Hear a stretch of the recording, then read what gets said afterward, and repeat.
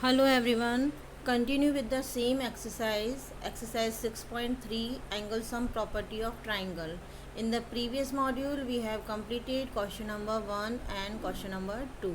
Now today we are doing the rest sums of this exercise. Now angle sum property of triangle. What is angle sum property of triangle? That is 180 degree. Question number 3. Question number 3, in the given figure, if AB parallel to DE, angle BAC is 35 degree and angle CDE equals to 53 degree. Find angle DCE. Now here we have this figure. In this figure, AB this line and DE this line. These two lines are parallel. Now BAC this angle is 35 degree and CDE this angle is 53 degree. It is given to us. Now we have to find angle DCE. DCE means this angle. This angle we have to find. Now starting from these parallel lines, these two are parallel lines and this is the transversal. Means this A and E. AE is the transversal. Now when the parallel lines are there and one transversal cut them, so we can find so many angles, that is corresponding and alternate interior angles, vertically opposite angle. Now here we can see that this 35 degree means BAC and this angle, that is AED. These are alternate interior angle. Again I am just marking this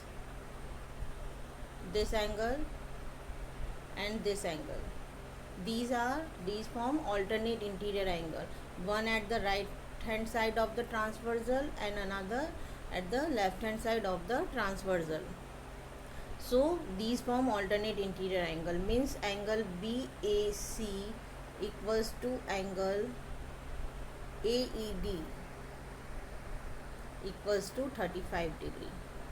Now here this angle also will be of 35 degree. This one, तो ये 35 है तो ये भी आपका 35 degree हो गया alternate interior angle से. Now in this small triangle, as you can see here, CDE, it is a small triangle. आपके पास one angle D 53 degree given है और this angle we found 35 degree. So two angles are there. Third angle we can find by angle sum property of triangle, means angle C plus angle D plus angle E equals to 180 degree ASP, angle sum property of triangle. Now angle C we have to find out, and angle D, the value of angle D is 53 plus 35 equals to 180 degree. When you will solve it, 53 plus 35, 88 degree, then 180 minus 88, then you will find 92 degree. So angle DC will be 92 degree. Now the next question is, in figure 6.42, if lines PQ and RS intersect at point T such that angle PRT equals to 40 degree, angle RPT equals to 95 degree and angle TSQ equals to 75 degree. Find angle SQT. Now here in the figure you can see PQ and RS intersect point T. ये आपकी PQ line है और ये आपकी RS line है, ये T point पे intersect कर रही है. Such that PRT, ये एंगल 40 डिग्री है आपका, RPT this angle is 95 degree and angle TSQ this angle is 75. Now which angle we have to find out? SQT. SQT means this angle you have to find out. Now अगर आपके पास में ये वाला angle आ जाता है तो angle sum property से you can find out this SQT, this one. तो ये एंगल फाइंड करने के लिए क्या करना पड़ेगा? First of all we have to find this angle, then vertically opposite angle से ये एंगल्स क्या हो जाएंगे? आपके इक्वल हो जाएंगे. Now first of all you have to see in this triangle PRT, In this triangle you have two angles. Third angle easily you can find out by angle sum property of triangle. 95 plus 40 degree plus angle T equals to 180 degree. Now easily you can find out. So the value of angle T will be 45 degree. Here you will find, when you will solve it, you will find 45 degree. Now this and this, here you will write angle 1. ये वाला जो आपका angle 1 हो जाएगा. तो this angle 1 and 45 degree are vertically opposite angle. Vertically opposite angle कब form होते हैं? जब two lines intersect करती है, then vertically opposite angles are formed and they are equal in measure. Now तो अब angle 1 आपका 45 degree हो गया. Means आपका ये वाला जो angle है, this angle, this you have 45 degree. तो अब you will see in this triangle, पहले आपने ये वाला triangle लिया था, now you will take this triangle. अब इसमें आपके पास में one angle 45 degree है, another angle 75 degree है, and angle Q you have to find out equals to 180 degree. Again I am writing here 45 degree plus 75 degree plus angle Q equals to 180 degree. Now when you will solve this, 5 and 5 10, 1 7 8 or 120 degree plus angle Q equals to 180 degree. Means इस angle Q की value आपके पास कितनी आएगी? 180 minus 120, that is 60 degree. तो आपका जो find करना था, विच एंगल? Angle SQT. ये आपका जो एंगल SQT फाइंड करना था, उसकी वैल्यू आपके पास आ जाएगी 60 degree. Now next, here I have written angle 1. तो where you will write in the figure angle 1? Here you will write angle 1. Okay. Now the next question, question number 5. In figure 6.43, if PQ perpendicular to PS and PQ parallel to SR and angle SQR equals to 28 and QRT equals to 65, then find the values of X and Y. Now here this SP is perpendicular to PQ, means यहाँ पे ये 90 degree form कर रहा है. ये जो sign given है that is of 90 degree sine. It is 90 degree sine. Now then this line PQ and this SR are parallel lines. अब as you can see these are parallel lines and this is the transversal. तो अब क्या होगा कि ये angle पूरा यहाँ से यहाँ तक और ये वाला एंगल पूरा, ये क्या फॉर्म करेंगे? alternate interior angles. One transversal के लेफ्ट हैंड साइड में and one right hand side में. लेकिन सिर्फ 28 डिग्री नहीं लेना है, पूरा लेना है. लाइन से लेकर ट्रांसवर्सल तक, ट्रांसवर्सल से लेकर लाइन तक. Here again I M drawing line से लेकर ट्रांसवर्सल तक, और इधर ट्रांसवर्सल से लेकर लाइन तक. ये पूरे पूरे एंगल होते हैं ऑल्टरनेट इंटीरियर एंगल्स. तो x + 28 equals to 65 degree. Now x equals to 65 minus 28. तो 65 minus 28 will be 15 minus 8 is 7 and 5 minus 2 is 3, 37 degree. x की वैल्यू आपके पास में आ जाएगी 37 डिग्री. कौन सा एंगल हुए ये? Again I am telling you कि these angles form alternate interior angles and alternate interior angles are equal in measure. ना अब आपके पास में x की वैल्यू कितनी आ गई? 28 डिग्री आ गई. Now here you have in this triangle, see in this triangle PQS में, इस PQS में जब आप देखोगे तो x की वैल्यू आपके पास 28 आ गई. ये एंगल P आपका 90 डिग्री है. तो y easily you can find out by ASP of triangle, means angle sum property of triangle. तो 90 degree plus 28 degree plus y equals to 180 degree, और in the bracket you have to write the reason ASP of triangle. Now add them up and subtract by 180 degree. Now you will find y की value आपके पास में आ जाएगी 180 minus 127, that is 53 degree. और x की value आपके पास alternate interior angle से already 37 degree आ चुकी थी. Now the next sum, question number 6, last sum of this exercise. In figure 6.44, the side QR of triangle PQR is produced to a point S. If the bisector of angle PQR and angle PRS meet at point T, then prove that angle QTR equals to half of angle QPR. Okay, the figure is given to you. अब इस figure में क्या हो रहा है कि ये जो QR साइड है इसको प्रोड्यूस करा S तक. ठीक है, फर्स्ट थिंग तो ये है. The next line is if the bisector of angle P Q R, ये आपका एंगल पी क्यू आर है और ये इसका बाइसेक्टर है. बाइसेक्टर का मतलब क्या होता है, 2 इक्वल पार्ट्स में डिवाइड करता है ये. और पी आर एस का बाइसेक्टर, पी आर एस कौन सा एंगल है आपका, ये वाला एंगल आपका पी आर एस है. I am just showing you, ये एंगल आपका पी आर एस है और ये वाला इसका बाइसेक्टर है. मीन्स ये 2 इक्वल पार्ट्स में डिवाइड कर रहा है. यहाँ पे देखिए डबल इक्वल का साइन भी बना हुआ है. ठीक है, तो ये जो दोनों बाइसेक्टर हैं, ये इसका बाइसेक्टर और इसका बाइसेक्टर दोनों टी पे मीट कर रहे हैं. और you have to find out कि angle Q T R means this angle, ये angle half of angle Q P R है, इसका हाफ है. ये जो एंगल है क्यू टी आर, ये हाफ ऑफ दिस एंगल है क्यू पी आर का.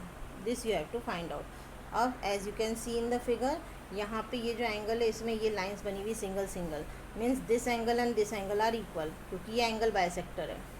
देन अनदर वन, यहाँ पे आपका ये एंगल बाइसेक्टर है इस एंगल का, तो यहाँ पे ये डबल साइन बना हुआ है. Means this angle and this angle are equal in measure. ठीक है, क्योंकि ये आपका एंगल बाइसेक्टर है. Now come to the solution. Given you have to write कि क्या क्या आपको गिवन है. तो गिवन है angle T Q R equals to half of angle P Q R. ये आपका टी क्यू आर ये वाला है और हाफ ऑफ एंगल ये वाला एंगल आपका half of angle P Q are. इस पूरे एंगल का हाफ है, ये आपको क्वेश्चन में गिवन है. ये पी क्यू आर पूरा एंगल है और ये टी क्यू आर इसका हाफ हुआ. तो angle T Q R equals to half of P Q R. The another thing is angle T R S, ये टी आर एस है तो ये किसका हाफ होएगा, क्योंकि ये हाफ है तो ये किसका हाफ होएगा, कौन से एंगल का हाफ गिवन है, ये इस वाले एंगल का हाफ गिवन है आपका, ये पी आर एस का, क्योंकि ये यहाँ पे ये एंगल बाइसेक्टर है. तो जो ये टी आर एस वाला है, ये वाला एंगल है, ये इस पूरे एंगल का हाफ होएगा. Then to prove Q T R equals to half of Q P R. Now अब प्रूफ के लिए you have to see in the figure in triangle P Q R, जो आपका फर्स्ट ट्राइंगल है पी क्यू आर.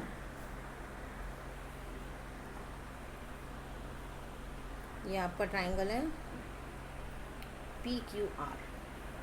ठीक है, अब ये जो आपका ट्राइंगल पी क्यू आर है, इसमें ये वाला एंगल आपका एक्सटीरियर एंगल है.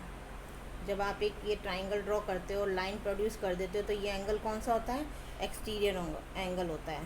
तो सेम आपके पास में इस वाले ट्राइंगल में पी क्यू आर में जो ये आपका आउटसाइड वाला है, ये आपका एक्सटीरियर एंगल है इस आर का.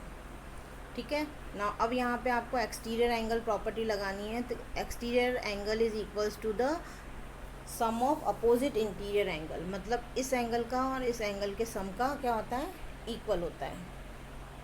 तो this you have to write कि angle P R S equals to angle, the name of this angle will be, क्या नेम होगा इस वाले एंगल का, क्यू पी आर प्लस, और इस वाले एंगल का क्या नेम होगा, एंगल क्यू को हम क्या कह सकते हैं, P Q R, angle P Q are. And which property is this, exterior angle property. E x means exterior, A means angle, P means property. तो ये आपका एक्सटीरियर एंगल प्रॉपर्टी है. अब आपको क्या करना है, first of all you have to see in this triangle, इसमें आपने एक्सटीरियर एंगल प्रॉपर्टी लगा दी. अब क्या करना है, आपको उसमें सब में हाफ का मल्टीप्लाई कर देना है. Look here, P R S equals to Q P R plus P Q R, exterior angle property जो अभी मैंने लाइन बताई ना. अब इसमें भी हाफ का मल्टीप्लाई करना है, इसमें भी हाफ का मल्टीप्लाई करना है, इसमें भी हाफ का मल्टीप्लाई करना है, तो half of P R S हो जाएगा ये, और ये half of P Q R है. नाउ अब come to the figure. Half of P R S, half of P R S को you can write this T R S. ये पूरा पी आर एस है, इसका हाफ सिर्फ इतना होता है ये, तो आप इसको क्या लिख सकते हो, टी आर एस. ठीक है. And second thing I told you which angle, half of P Q R, half of P Q R. Now come to the figure. ये आपका पी क्यू आर ये पूरा है, इसका हाफ आपको कौन सा वाला लेना है, सिर्फ ये वाला हाफ लेना है आपको, दिस वन ओनली. तो this you can write T Q R, angle T Q R means half of angle P Q R को you can write angle T Q R, और half of angle P R half of angle P R S, half of angle P R S को you can write angle T R S, angle T R S. तो same हमने यहाँ solution में किया है. As you can see here, half of angle P R S को हमने लिख दिया है एंगल टी आर एस, और half of angle P Q R को हमने लिख दिया एंगल टी क्यू आर, और half of angle Q P R will be same. तो ये आपका हो जाएगा इक्वेशन नंबर 1. नाउ अब आ जाओ आप नेक्स्ट ट्राइंगल. ये आपका नेक्स्ट वाला कौन सा ट्राइंगल है, triangle T Q are, this one. ये आपका ट्राइंगल टी क्यू आर है. पहले हमने ये वाला ट्राइंगल लिया था जो स्मॉल वाला ट्राइंगल था पी क्यू आर. ठीक है. देन हमने ये नेक्स्ट ट्राइंगल लिया है, ये वाला triangle T Q R.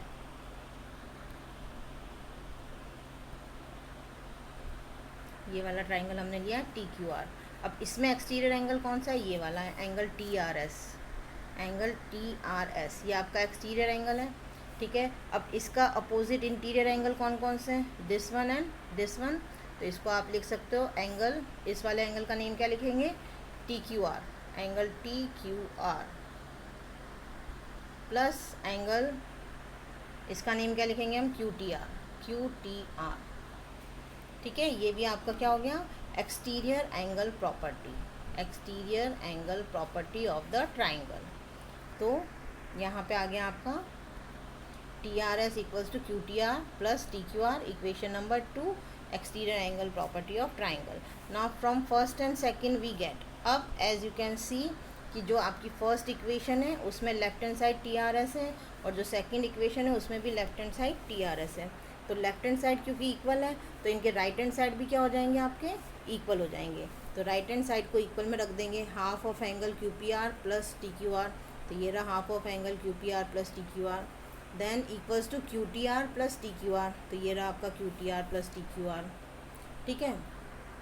Now next what you will do, T Q R से टी क्यू आर कैंसिल हो गया, तो ये बचा half of Q P R equals to Q T R. अब इसको रिवर्स कर दिया, क्यू टी आर को ले गए लेफ्ट हैंड में और half of angle Q P are को ले आए राइट हैंड में. तो यही आपका प्रूव करना था, सेम थिंग आपको प्रूव करनी थी. तो like this we have to solve this sum. So again I am telling you from the figure, in both the triangles you have to apply exterior angle sum property. First of all you will take this triangle PQR, then next you will take this triangle TQR. दोनों में आपको exterior angle property लगानी है. अब जब first वाले triangle में आपने एक्सटीरियर एंगल प्रॉपर्टी लगाई तो उसमें पहले सबको हाफ से मल्टीप्लाई करना है और फिर उनका हाफ हाफ क्या होता है वो आपको लिखना है.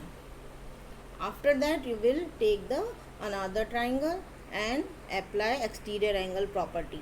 देन दोनों के लेफ्ट हैंड साइड इक्वल हो जाएंगे, राइट हैंड साइड्स को इक्वल में रखना है एंड देन कैंसिलेशन कर देना, टी क्यू आर से टी क्यू आर कैंसिल हो जाएगा. तो you will left with this half of angle Q P R equals to Q T R. और यही आपको प्रूव करना है, hence prove.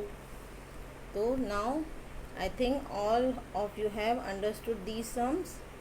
Now do these sums in your copy, and in the next online class I will take test of this chapter, not of this exercise, of this chapter 6.